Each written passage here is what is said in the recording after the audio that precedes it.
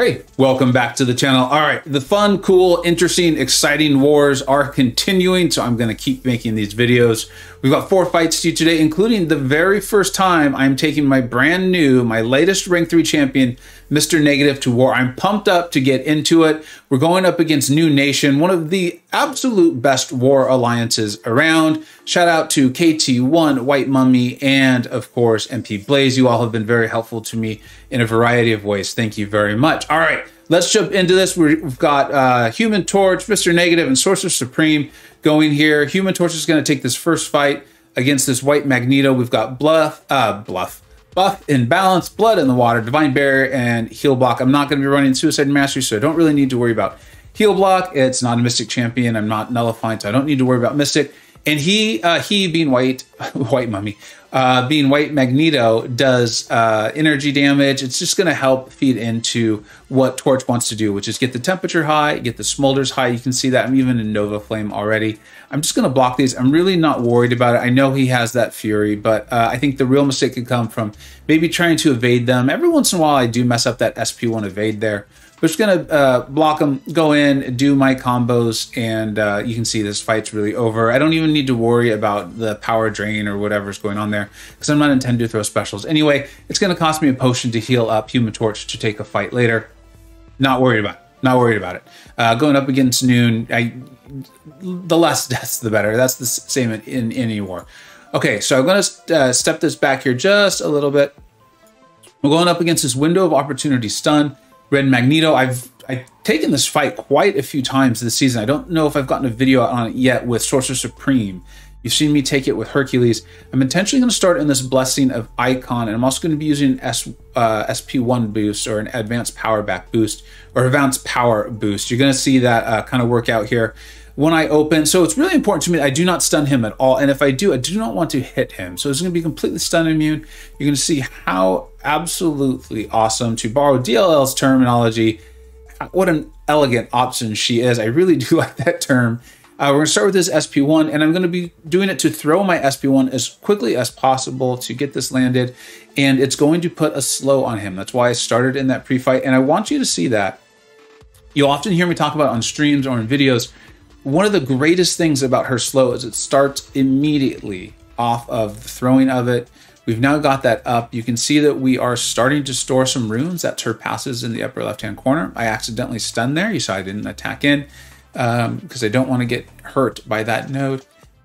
And then I'm just going to continue to do what I can to make sure I've either thrown the SP1s or I have a slow up on him. And if somehow I am able to slowly get up to an SP3, that would be really cool. Then I will get that permanent slow rune, but it's not my priority. If it happens, cool. I'm just going to let him hit into my block. I'm only taking one fight with Sorcerer Supreme anyway, so it doesn't really matter to me. I'm not going to do anything fancy. And now here, cool. I got to my SP3.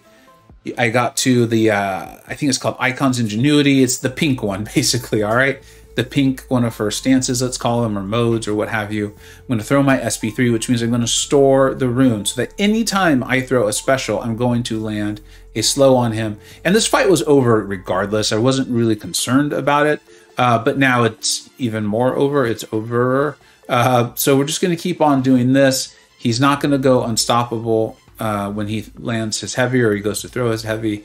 The thing that makes this fight difficult, the thing that why he's often placed here, has now just completely been canceled out.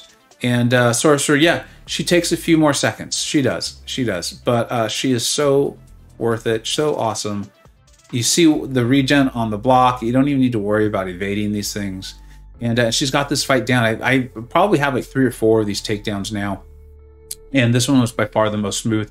Just getting comfortable with how it's going to work out, right? The first few times you go in, you think you have a plan, and then you find out how it's really going to go and things like that. So that was cool. I really enjoyed that. I'm enjoying being able to take her in.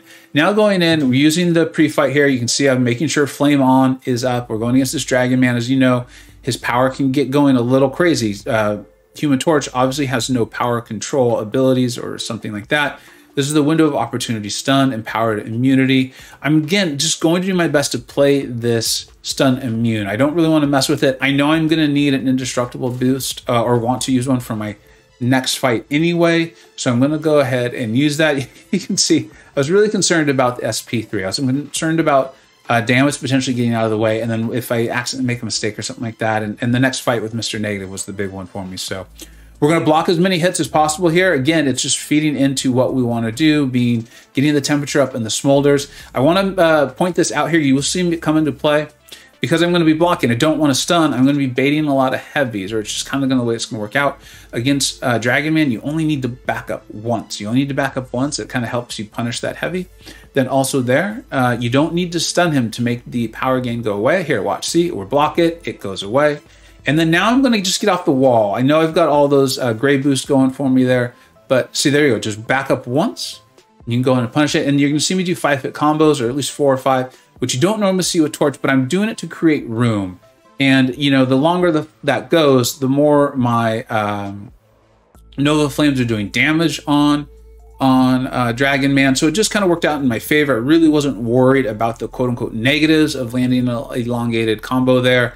It's just more time for my debuffs or those passives to do their job, and it also gets me off the wall, which that's where things could go wrong for me. So now this was the fight. This is why I ranked up Mr. Negative. Now, I'm also now enjoying him a lot. I'm seeing better how to play him and other things like that, but this is why I ranked him up. This was the fight that my BG, again, didn't struggle with. The quality of the players, they can get this done, but it makes things a little bit more you know, efficient, let's say, and they can go to the other fights that they need to get done. So Kinetic Transference here, and then this feat of Indestructible. Really had to pay attention to this. Throwing my SP2 immediately after going over my 2 bars of power. Not a good idea, because Mojo will be indestructible. That's when the degeneration will be landing from the SP2 of Mr. Negative. I did this duel many, many times. I practiced it. I happen to have a 6-star Mojo. And the one thing that would sometimes go wrong is if I got cornered from playing too passively or trying to convert into the dark energy or just kind of getting cute. And so because this was my first time going in for this fight, I decided I'm not going to get cute. I'm going to try my best not to get hit because I don't want his power to get out of control. And I'm not going to worry about how much dark energy I have when I throw my SP2. Yes, of course, the more I can possibly have, the better. But I'm just going to take what's there. I want to keep Mojo in his corner as much as possible without doing too much blocking or parrying. So there we go. We did the first parry to get our light energy. We've now got our dark energy back. You can see I've got my 3rd one now. So I'm actually already pretty content with that. I'm going to do what I can to push him back, again, because I was most worried about getting cornered myself. He was very happy to throw his SP1s, which was a really big deal for me. I'm going to try to do my, I should try to, here we go. Going to try to trigger my auto evade. Feeling pretty good about that. And then remember, I didn't want to immediately throw my SP2 because he's indestructible, which he is now gone. I was able to get a couple more buffs, so I got to some light energy, transferred them into the dark, throw that SP2, and I was so happy with how low his health bar was before I even threw the SP2. I felt very strongly that despite not having a massive number of dark energy, this was going to end the fight. He was so low. I was not concerned about getting the 2 petrifies up, and he's down. Mr. Negative impressed the heck out of me. You can see I'm very impressed with myself here too, taking that screenshot. And because of how much damage he even was doing before that. No, he's not this like heavy hitter. I'm not trying to say, you just bring him in and 5-hit combo and you'll be fine. What I'm saying is that in that fight, these fights that you're tending to use him for, at least against Mojo, he's doing a great job already, and getting that SP2 really sealed the deal. And now I'm going to be even more confident if and when I get to take that fight again. I'm very, very excited about how he took that fight. I do intend to get a video out on him soon. I don't currently have one. And so if in the meantime you're like, oh, now I want to check out Mr. Negative, I'm going to link MP Blaze's channel in the description. The guy's been doing some awesome stuff in war with him. And honestly, even though we were playing his alliance, he was very helpful to me and some kind of ideas on how to take that fight and things like that. So I do appreciate that. Unfortunately, we came up on the short end of this. Not really a surprise. Fort Loki, obviously excellent players, great alliance. But New Nation is just, they are really top tier, that top percent of war alliances. So shout out to them. 2 deaths only, amazing job. And then this is where we finish the week. So this is the end of week 3. I know it looks like we're the 5th ranked in Master. It's very, very deceiving and confusing. They rank the first 3, so 1st, 2nd, and 3rd. Then there's like Master 1 through 10, which is really 4 through I guess 14. I'm not really sure, but we're in the second portion of Master, still considered Master. We're the 5th ranked alliance in that. So we probably got to win a few. We got to win a few as we have 3 wars coming up to the end here. And then I'll definitely be getting a war rankings, a war opening video out after that. It's been an amazing season. I'm taking in a variety of champions. You're expected to continue to see war videos from me. I love war. It is my favorite mode in this game anyway.